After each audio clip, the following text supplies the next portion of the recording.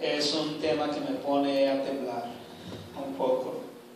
Es difícil poder hablar acerca de lo que Dios quiere para nosotros y sobre todo porque es muy importante, porque esta mañana las vidas de ustedes, las vidas de algunos de nosotros el futuro de nuestra vida depende de cuánto nos hemos comprometido con Dios, de cómo estamos viviendo nuestra santidad y cómo estamos cuidando de esa santidad en nuestra iglesia. La semana pasada hablamos del primer pasaje que Jesús usa, donde menciona la iglesia, y es en Mateo 16, donde Pedro declara que Jesús es el Cristo, el Hijo de Dios viviente. Y decíamos que el requisito para entrar a la iglesia es realmente eso, reconocer que Jesucristo es el Hijo de Dios viviente. Hay muchas declaraciones a través del Nuevo Testamento donde se nos instruye cómo es que podemos ser salvos. El que confiesa con su boca y cree en su corazón que Jesús, que el Señor le levantó de los muertos, será salvo. No hay otro nombre debajo del cielo a los hombres en que podamos ser salvos, sino en Jesucristo. Y hay muchos versos. El que le recibe, el que le acepta y le recibe, se le da poder de ser el Hijo de Dios. Y hay más declaraciones, hay varias declaraciones en la palabra del Nuevo Testamento que nos dicen cómo nosotros podemos formar parte de la iglesia, del cuerpo de Cristo, y es a través de confesar y reconocer que Jesús es Dios. Esto es importante porque muchas iglesias en nuestro tiempo, ellos no reconocen a Jesús. Ellos tienen una idea equivocada de lo que es Jesús. Para usted poder identificar una verdadera doctrina, tiene que mirar cómo ellos ven a Jesús. ¿Quién es Jesús para esa gente? Para muchos solamente es un profeta, solamente es un maestro. Para muchos Él solamente es Dios y no el Espíritu Santo ni el Padre. Para muchas personas Jesús no es Dios, es hombre, o para muchos Jesús solamente es Dios y nunca hombre. Y hay muchas maneras de pensar alrededor de Jesús que van a identificar si la doctrina en que se está predicando es verdadera. Y eso es interesante porque es el punto principal que Jesús precisamente mencionó en este pasaje, que es el fundamento de la iglesia: creer en Jesús, que Jesús es el Hijo de Dios, y confesarlo. Y tal vez tengamos la oportunidad de hablar un poquito más acerca de esto. Yo creo que en el 2013 que no falta mucho, quiero que sepan, vamos a hablar acerca de la doctrina de la iglesia. Y ese es un tema muy interesante y complicado. La teología no es fácil, es complicada. Hay muchas cosas que no vamos a entender y no necesitamos entender. Dios es un Dios mucho más grande que nosotros, mucho más inteligente, mucho más sabio, mucho más diferente que nosotros. Y nosotros somos simples seres humanos y nuestro entendimiento no alcanza a comprender muchos misterios por ahora. Lo que quiero decirles que lo que no entendemos ahora, tal vez lo veamos claramente después, cuando nos encontremos con el Señor. Y si no lo entendemos, le podemos preguntar, ¿verdad? Vamos a tener esa oportunidad.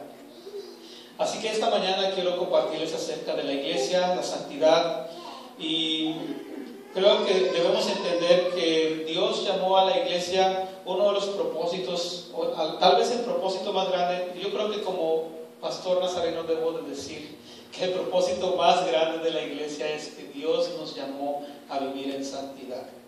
La iglesia fue llamada a ser un pueblo santo. La misma palabra iglesia quiere decir llamados afuera. Eso de santidad quiere decir apartados para un uso exclusivo. Y Dios nos ha apartado a nosotros como iglesia para el servicio exclusivo de Él. Por eso somos santos, somos apartados. La palabra iglesia significa llamados fuera. Somos apartados para el servicio exclusivo de Dios. Esto es importante porque esta segunda mención que Jesús hace de la iglesia en Mateo, que es el único evangelio que menciona a la iglesia, tiene que ver con la santidad. Tiene que ver con buscar y mantener la santidad en nuestra iglesia. Esto se busca a través de la disciplina que mantiene pura la iglesia y que nos da la posibilidad de tener el poder que Dios quiere que la iglesia tenga. Cuando Jesús prometió su Espíritu Santo a los apóstoles en Hechos 1:8, Él les dijo, y recibiréis poder cuando tengas buenas reuniones, ¿verdad? Dijo, recibiréis poder cuando tengas una buena comida. Dice, recibiréis poder cuando vengan muchos a la iglesia. Tampoco, ¿verdad? Dice, recibiréis poder cuando venga sobre ustedes el Espíritu Santo. Y entonces vas a hacer una buena cena, y entonces van a venir muchos a la iglesia, y entonces vas a tener un buen tiempo en la iglesia. Pero la primera cosa que Jesús dice, recibiréis poder cuando venga sobre ustedes el Espíritu Santo. La iglesia va a tener poder, va a ser efectiva cuando viva en santidad. Es lo que el Espíritu Santo hace en la iglesia. Es el trabajo del Espíritu Santo, poder limpiar, santificar, sanar nuestra iglesia, sanar nuestras vidas. Y está en este pasaje que tenemos en la pantalla, Mateo 18, del 15 al 20, se nos habla de la disciplina como un medio para mantener la santidad. La disciplina es algo que últimamente nosotros no buscamos. Ya no buscamos estar a cuentas con Dios y unos con otros. Los líderes han perdido el interés de la santidad de la iglesia y han disminuido la disciplina. La gente se ha vuelto egocéntrica y no permite que nadie le confronte. También se le tiene temor a los demás, a la crítica, a que los hermanos se vayan y se deja de confrontar a las personas que necesitan ser confrontadas. Todo eso lo tenemos en este slide, creo. La iglesia fue llamada a ser un pueblo santo. La disciplina es algo que últimamente ya no buscamos. La disciplina no es un castigo. Eso es algo interesante también que debemos entender. Me gusta un pasaje, leímos en esta mañana un pasaje en Hebreos 12, del 14 al 25, pero hay un contexto y es interesante porque todo el capítulo este capítulo nos habla de la santidad, pero es interesante y yo no me había dado cuenta, siempre usamos este versículo en la iglesia de Nazareno: sin santidad nadie verá al Señor. Pero si miramos alrededor, en el contexto, está hablando de disciplina. Es interesante, el versículo 6 en adelante dice: porque el Señor al que ama disciplina y azota a todo el que recibe por hijo. Si soportáis la disciplina, Dios os trata como a hijos, porque ¿qué hijo es aquel a quien el Padre no disciplina? Pero si se os deja sin disciplina, de la cual todos han sido participantes, entonces no sois hijos legítimos. Por otra parte, tuvimos a nuestros padres terrenales que nos disciplinaban y los venerábamos. ¿Por qué no obedeceremos mucho mejor al Padre de los Espíritus y viviremos? Y aquellos ciertamente por pocos días nos disciplinaban, como a ellos les parecía, pero para lo que nos es provechoso, para que participemos de su santidad. Esto me llama mucho la atención. ¿Para qué nos disciplina el Señor?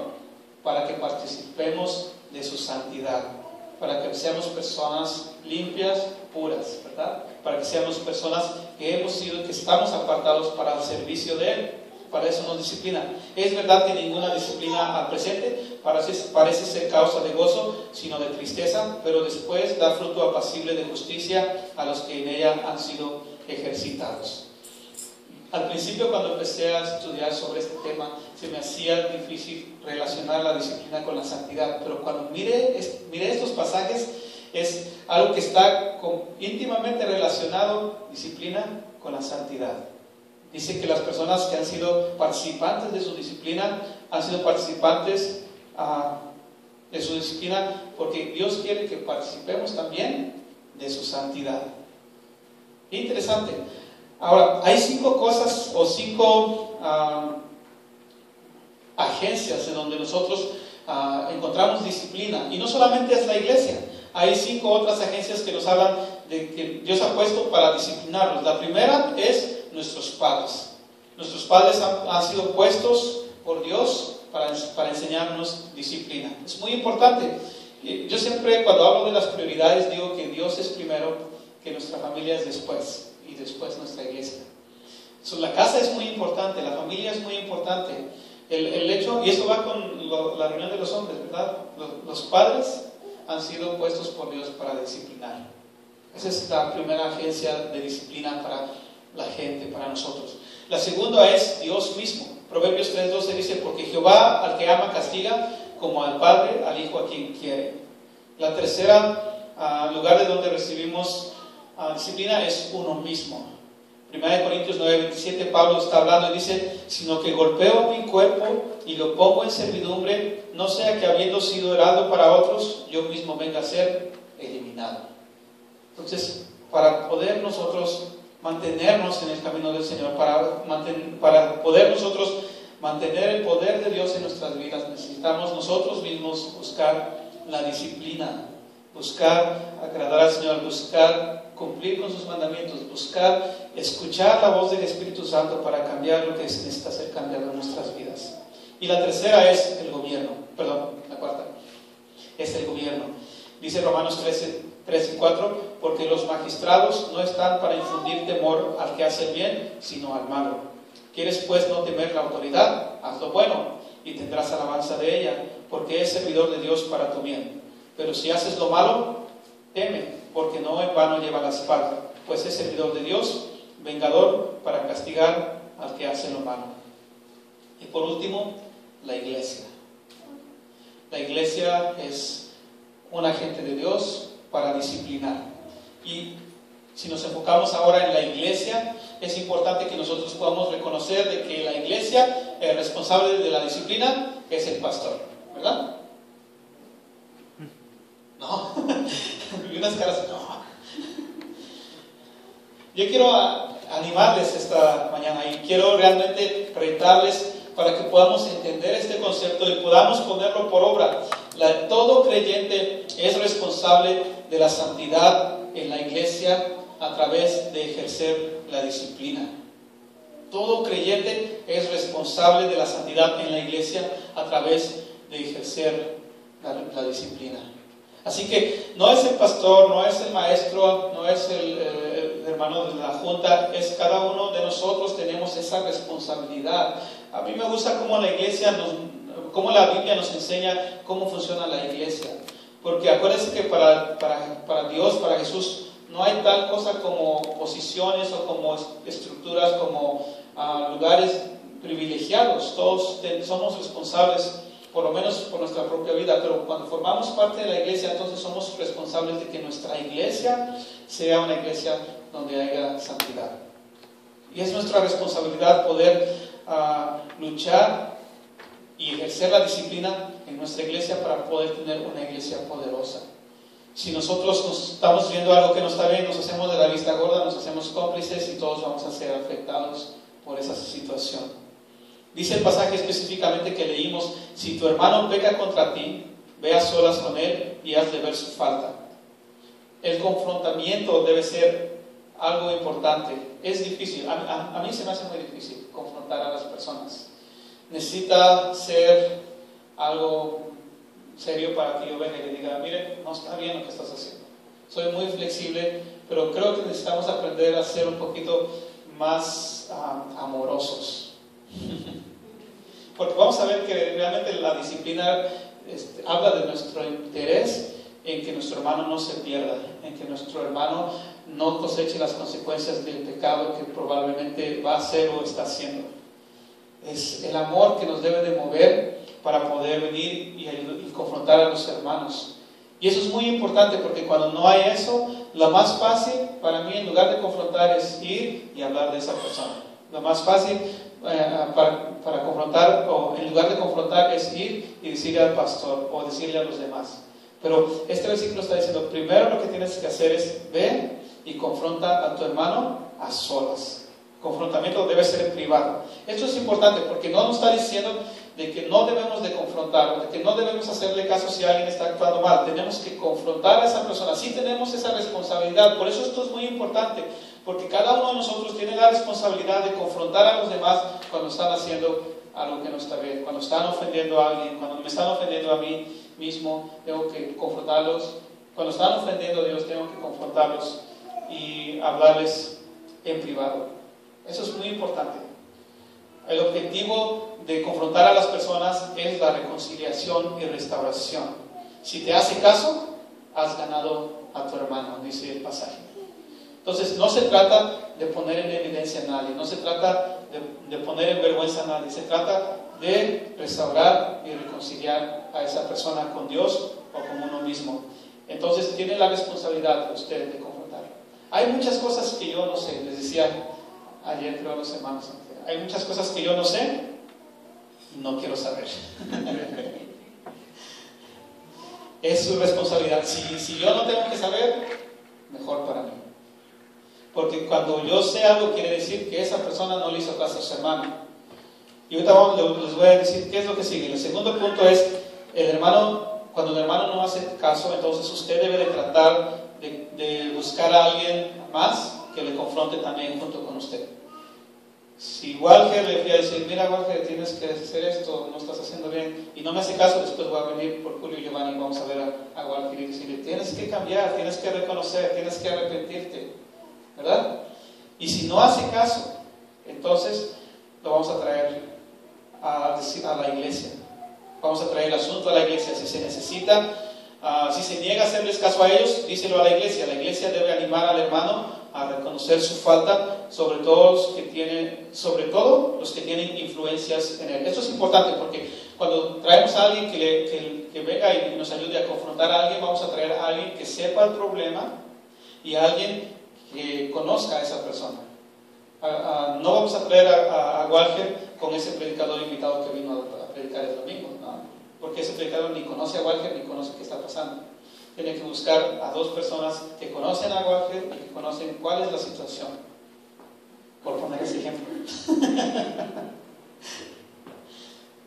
Y cuando no hace caso, entonces le vamos a decir a la iglesia, vamos a animar a nuestro hermano para que se arrepienta. No dice el versículo que lo vamos a rechazar, no dice que lo vamos a marginar, no dice que lo vamos a señalar, no dice que lo vamos a criticar. De hecho me gusta mucho Gálatas 6:1 porque dice que cuando uno fuere sorprendido en alguna falta, ustedes que son espirituales, restáurenle con espíritu de mansedumbre, considerándote a ti mismo, no sea que tú también seas tentado.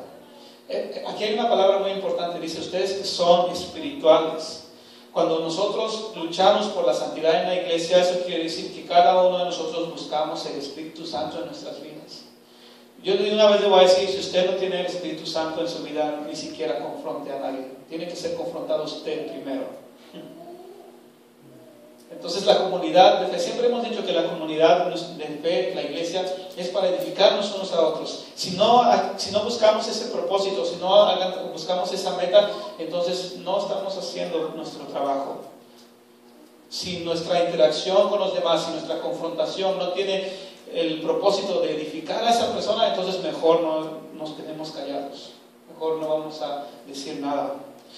Pero yo creo que cuando pertenecemos a una iglesia, a la iglesia de Dios, la iglesia que Dios llamó a ser santo, el amor de Dios es algo muy importante que tenemos que tener. Y entonces vamos a buscar a nuestro hermano y le vamos a decir, hermano, necesitas arrepentirte, esta es tu falta, porque queremos que el hermano se restaure. El propósito es de que el hermano se arrepienta. No sé ustedes qué entienden por arrepentimiento, pero arrepentimiento no es solamente sentirse mal, no es solamente sentirse redarguido. El arrepentimiento no es remordimiento. El arrepentimiento es cambiar de idea, cambiar de curso, cambiar de dirección. Vamos a tener a nuestro hermano Juan y Tomás, que Juan le robó $10,000 a Tomás. Y no le hizo caso a Tomás cuando le fue a reclamar. Y luego Tomás buscó a otros dos hermanos y Juan no le hizo caso. Y luego le dijeron a la iglesia. Entonces, por fin, Juan decide venir enfrente de la iglesia y está enfrente. Precisamente escuché esta historia de un predicador ayer. Y Juan y Tomás están ahí enfrente de la iglesia y el pastor le dice a Juan, Juan, ¿tú aceptas que le robaste $10,000 a Tomás? Y dice, sí acepto, le robé $10,000. ¿Y estás arrepentido de haberle robado esos $10,000 a Tomás? Sí, estoy arrepentido. ¿Le pides perdón a Tomás por haberle robado esos $10,000? Y dice, sí, perdóname Tomás por haberte robado esos $10,000. Iglesia, perdónenme. Entonces, Juan, ¿estás dispuesto a devolverle esos $10,000 a Tomás? No. Entonces, Juan, no estás arrepentido. Pero si yo me siento mal, ya le pedí perdón a la iglesia. Pero no estás arrepentido, porque no ha regresado, no ha cubierto el daño, no ha querido, a lo mejor si tuviera la oportunidad lo iba a hacer otra vez. Arrepentimiento es cambiar completamente nuestra manera de ver lo que hicimos, nuestra dirección que llevamos y regresar y hacer lo posible por arreglar las cosas. Eso es muy importante cuando hablamos de la santidad, la restauración. Por eso el propósito de la santidad no solamente es confrontar a la persona, pero el objetivo es reconciliar a esa persona con los demás que no han tenido el problema y restaurarlo. Esa palabra es muy importante. Restaurar quiere decir que tiene que volver al estado original. Entonces Juan y Tomás tienen que volver al estado original cuando Juan todavía no le había robado los $10,000 a Tomás. Eso quiere decir que Tomás todavía va a tener sus $10,000, ¿verdad? Entonces, si no seguimos ese proceso, si no hacemos así, entonces no hay un arrepentimiento y no puede haber una restauración. Necesitamos ser restaurados, necesitamos confrontar a nuestros hermanos y buscar que ellos puedan ser restaurados. Y algo muy importante es que Dios está con nosotros cuando decidimos hacerlo así, cuando seguimos este proceso. Este proceso no es fácil, por eso cada uno debe de estar interesado en cumplir con este mandato de Dios, pero todo debe ser movido por el amor. Amamos a la iglesia, amamos a los hermanos.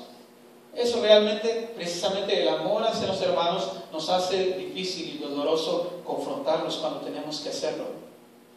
Es más fácil acusarlo, hablar de esa persona, condenarle, señalarle, marginarle, rechazarle, pero eso quiere decir que no amamos a la persona. Lamentablemente hay personas que no van a escuchar ni hacer caso de la disciplina. Este proceso tiene el propósito también de identificar quién es quién. Esto es interesante porque yo no sé si usted puede decir que a lo mejor a una persona que está tocando el piano, ¿verdad? Y que solamente viene a tocar el piano y de repente se porta mal y dice, ¿sabes qué? No vas a tocar, no puedes tocar el piano. Entonces a lo mejor es la única razón por la que esa persona venía. Y a lo mejor ni siquiera había hecho una decisión sincera delante de Dios. O si tuvo problemas con el que canta, yo ya no voy a participar en el grupo porque el que canta es muy orgulloso, o es muy esto, o es muy aquello. Entonces, ¿cuál es la razón que estamos sirviendo? ¿Cuál es la razón que estamos aquí? Cuando somos confrontados, podemos mirar quién es quién. ¿Acepta la confrontación? ¿Acepta la disciplina? ¿O simplemente no le importa y prefiere irse?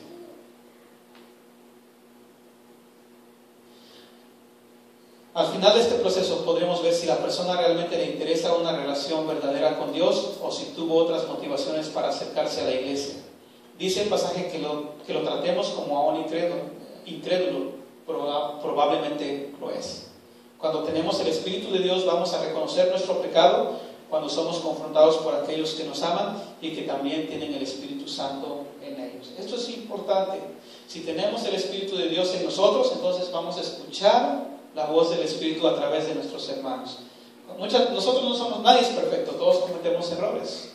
Cuando hacemos algún error y somos confrontados, si tenemos el Espíritu de Dios en nuestras vidas, vamos a escuchar esa confrontación, vamos a escuchar esas llamadas de atención y vamos a procurar con todas nuestras fuerzas arreglar nuestra vida.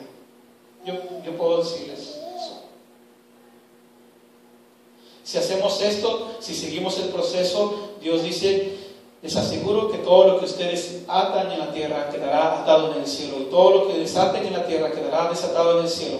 Además les digo que si dos de ustedes en la tierra se ponen de acuerdo sobre cualquier cosa que pidan, les será concedida por mi Padre que está en los cielos, porque donde están 2 o 3 congregados en mi nombre, allí estoy yo en medio de ellos. Yo no sé si ustedes ahora entienden este versículo. Este último versículo, donde están 2 o 3 congregados en mi nombre, ahí estaré en medio de ellos, se usa cuando no vinieron muchos hermanos a la iglesia. Se usa para hablar de la alabanza o de la adoración.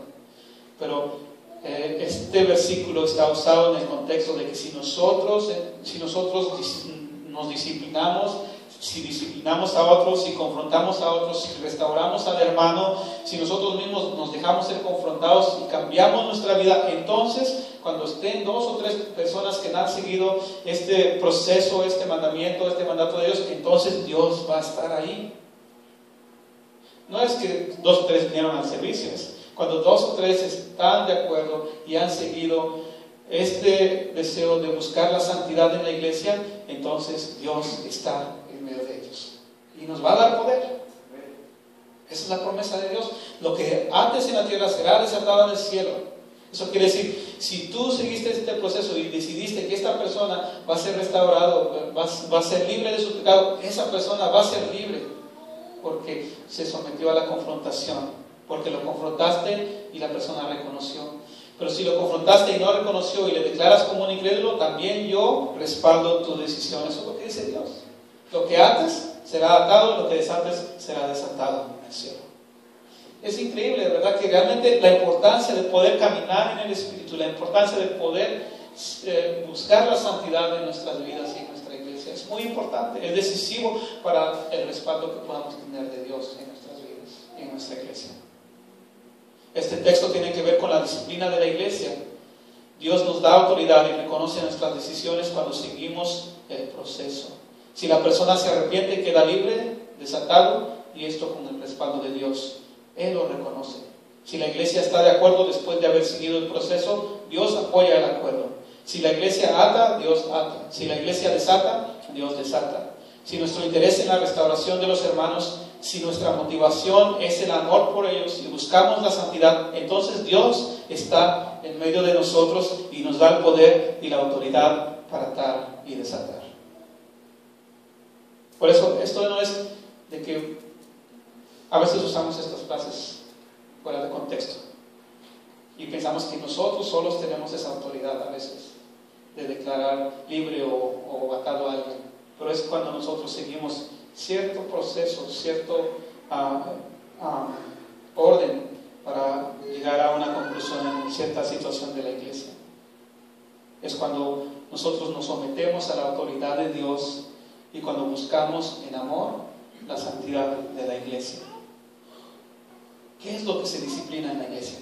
Quiero ser un poquito práctico esta mañana. ¿Qué es lo que disciplinamos en la iglesia? Bueno, acciones y palabras que dividan a la iglesia. Eso es algo que escuché de Miguel Núñez, un predicador dominicano que admiro mucho.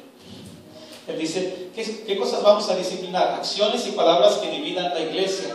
El que cause divisiones, amonéstalo 2 veces y después evítalo. Puedes estar seguro de que este individuo se condena a sí mismo por ser un perverso pecador. El que causa divisiones. Nosotros vamos a disciplinar acciones y palabras que dividan la iglesia. También pecados que corrompen la moral o la pureza de la iglesia.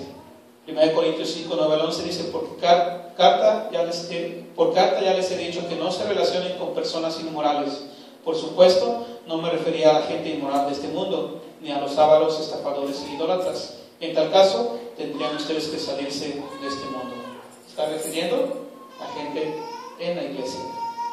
Pecado, el tercero, pecado de difamación de la iglesia o los líderes de la iglesia.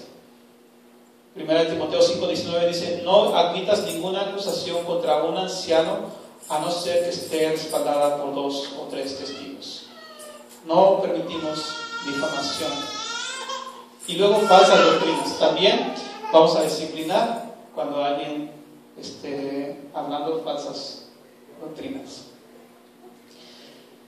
La razón por la que hacemos eso es porque el resultado del pecado es algo destructivo para nosotros, para nuestra eficiencia, para nuestra eficacia, para el poder de la iglesia, para la vida de las personas es destructivo. El pecado produce más pecado. El pecado lleva más allá de donde uno quiere ir. El pecado me mantiene ahí más tiempo de lo que yo quería estar. Termino pagando un precio más alto del que yo pensé pagar o quería pagar. Me alejo en mis términos, pero tengo que regresar en los términos de Dios. Escojo mi pecado, pero Dios escoge las consecuencias. Ama a tu hermano lo suficiente para disciplinarlo, para protegerlo de las tristes consecuencias del pecado. Esta mañana yo quiero animarles para que nuestra motivación en todo lo que hacemos en nuestra iglesia sea el amor por nuestros hermanos. De eso se trata la santidad. La santidad es, una de las definiciones de la santidad es el amor perfecto. El amor que no tiene una mala intención. El amor que nosotros tenemos por nuestro Dios y por nuestros hermanos, de tal manera que buscamos lo mejor para ellos, buscamos lo mejor para nuestra iglesia, buscamos vivir la santidad y buscamos alejar el pecado que viene a destruir nuestra iglesia y nuestras vidas y la vida de nuestros hermanos, y nos quita la santidad y por consecuencia el poder que Dios quiere darnos como iglesia. Hay una última cosa con lo que quiero terminar, y es que nosotros mismos debemos ser confrontados por Dios. Nosotros mismos, ayer compartí esto con el grupo de alabanza, es algo muy importante, de que nosotros esta mañana podamos examinar nuestra propia vida y dejarnos ser confrontados por Dios. A lo mejor no hay nadie que sepa lo que estoy haciendo, pero Dios sabe lo que estoy haciendo. A lo mejor nadie se da cuenta de lo que estoy haciendo, porque nadie se da cuenta, entonces digo, ok, voy a seguir, ¿verdad? Pero creo que algo importante esta mañana es reconocer que Dios también nos confronta. Dios es el que nos confronta a cada uno de nosotros, y debemos ser humildes para poder escuchar la voz de Dios cuando Él nos confronta con nuestra realidad. Hay cosas que nada más usted y Dios saben, y es importante poder nosotros ser confrontados por Dios y decidir cambiar, y decidir traer un estilo de vida santo en nuestras vidas, y decidir poder alejarnos de todo aquello que nos destruye, como lo es el pecado.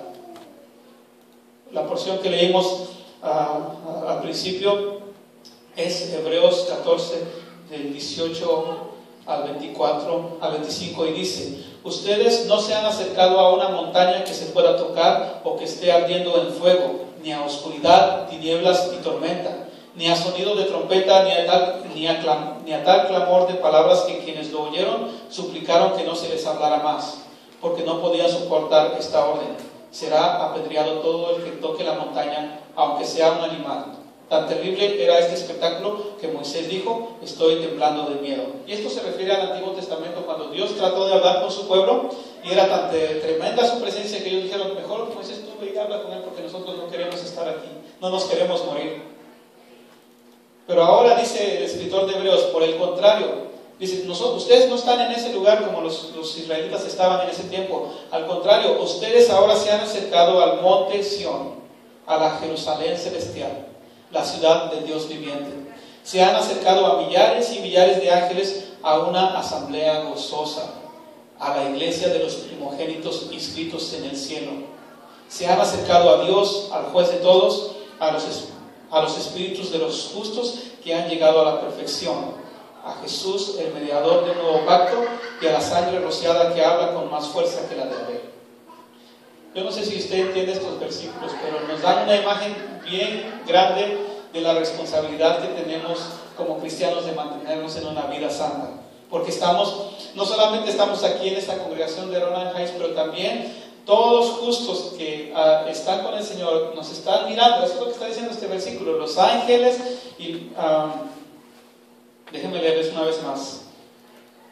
Dice: se han acercado a millares y millares de ángeles, a una asamblea gozosa, a la iglesia de los primogénitos inscritos en el cielo. Se han acercado a Dios, el juez de todos, a los espíritus de los justos que han llegado a la perfección. Tenemos como un compromiso con toda esta lista que el escritor pone en este versículo. Tenemos un compromiso de escuchar la voz de Dios. Miren lo que dice el versículo 25: tengan cuidado de no rechazar al que habla, pues si no escaparon aquellos que rechazaron al que estaba en la tierra, mucho menos escaparemos nosotros si le volvemos la espalda al que nos amonesta desde el cielo. Esto es Jesús. Yo creo que esta mañana es importante que nosotros pensemos de nuestra propia vida. Se oye muy bonito esas declaraciones de que la iglesia, las puertas del Hades no prevalecerán contra la iglesia. Se oye muy bonito a ti te daré las llaves del cielo, ¿verdad? Se oye muy bonito de que te doy toda potestad para atar y desatar. Pero todo eso depende de cuánto estoy buscando yo la santidad de Dios en mi vida, de cuánto me estoy dejando confrontar por Dios y por mis hermanos, de cuánto estoy amando a mis hermanos de tal manera que no los voy a dejar en su pecado, pero los voy a confrontar para que se arrepientan y se vuelvan a Dios. Ese es nuestro compromiso en esta mañana. Nuestro compromiso que nos puede dar la autoridad y el éxito, la vida victoriosa en nuestras vidas, o el compromiso que nos puede destruir en una vida que no pueda agradarle al Señor. Seguid la paz con todos y la santidad, sin la cual nadie verá al Señor. Necesitamos buscar la disciplina en nuestras propias vidas. Tal vez no hay un hermano suficientemente amoroso a nuestro alrededor para decirme que necesito cambiar, pero entonces tengo que buscar y ser sensible a Dios y dejarme ser confrontado por Dios en mi manera de vivir. Acuérdese, la disciplina no es castigo. La disciplina tiene el propósito de restaurar y de reconciliar. Y nuestro trabajo como iglesia es eso, reconciliar a la gente con Dios. Ese es nuestro trabajo. Y de anunciar la restauración que Dios puede traer a nuestras vidas a través del poder del Espíritu Santo. Ese es el mensaje de la iglesia del Nazareno. Reconcíliense con el Señor y Dios les quiere restaurar, Dios les quiere perfeccionar, Dios les quiere limpiar a través del gran poder del Espíritu Santo de Dios que está disponible para nosotros. Si tu hijo te pide un pan, no le vas a dar una serpiente o una piedra. ¿Cuánto más Dios no nos va a dar el Espíritu Santo a los que lo pidieran? Y yo les invito para que en esta mañana podamos venir delante de Dios y poderle decir: Señor, necesito tu Espíritu Santo en mi vida para tener ese amor, para luchar por la santidad, no en mi vida solamente, pero en la vida de nuestra iglesia. Queremos tener el poder de Dios, queremos ser una iglesia poderosa, queremos tener vidas victoriosas. Acerquémonos al Señor esta mañana y dejémonos ser confrontados por su palabra. Arrepentámonos de nuestras faltas, de nuestros errores, y Dios entonces va a respaldar nuestras acciones, nuestras decisiones, nuestros ministerios. Todo lo que hagamos va a ser efectivo para Él. Vamos a ponernos de pie y vamos a hacer esta oración en esta mañana. Señor, en esta hora reconocemos lo importante que es poder venir delante de ti, Señor, y reconocer la importancia de ser guiados por ti, la importancia de ser disciplinados por ti. Señor, gracias porque nos has traído a un lugar donde podemos tener la seguridad de tener la ayuda de unos y de otros. Y Señor, y te pido que en esta hora también pongas en nuestro corazón, en nuestra vida, el amor tuyo, Señor, para poder tener cuidado de nuestros hermanos, para que la vida de nuestros hermanos nos importe de tal manera que podamos confrontarles cuando miramos que no están viviendo bien delante de ti. Y que podamos nosotros ayudar a las personas a ser restauradas, a ser reconciliadas contigo, Señor.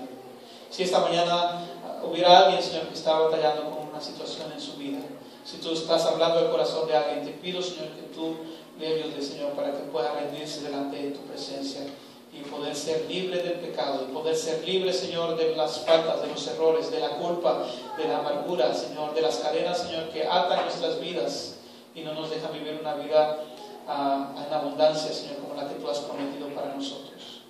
Permite, Señor, que a través de tu palabra esta mañana podamos entender que necesitamos ser transformados por tu Espíritu Santo, Señor, porque queremos tener el poder, Señor, y la autoridad que tú das, Padre, para poder hacer tu trabajo, Señor. Solo es a través de poder buscar de esa santidad, Señor, que tú demandas de tu iglesia. Nos has llamado a santidad, nos has llamado a vivir, Señor, esa vida apartada para ti, Señor. Y la única manera, Señor, de poder tener éxito en ese llamado es poder ser disciplinados, Señor, y recibir la confrontación de tu palabra, Señor, en nuestras vidas. Ponemos nuestras vidas en tus manos en esta hora, y que al salir de este lugar podamos ir con la seguridad, Señor, de que tú estás trabajando en nuestras vidas, de que tú, Señor, estás transformando nuestros corazones, Señor, y nos has limpiado con el poder de tu Espíritu Santo. Te lo rogamos, Señor, en esta hora, en el nombre de Jesús, y te damos gracias, Señor.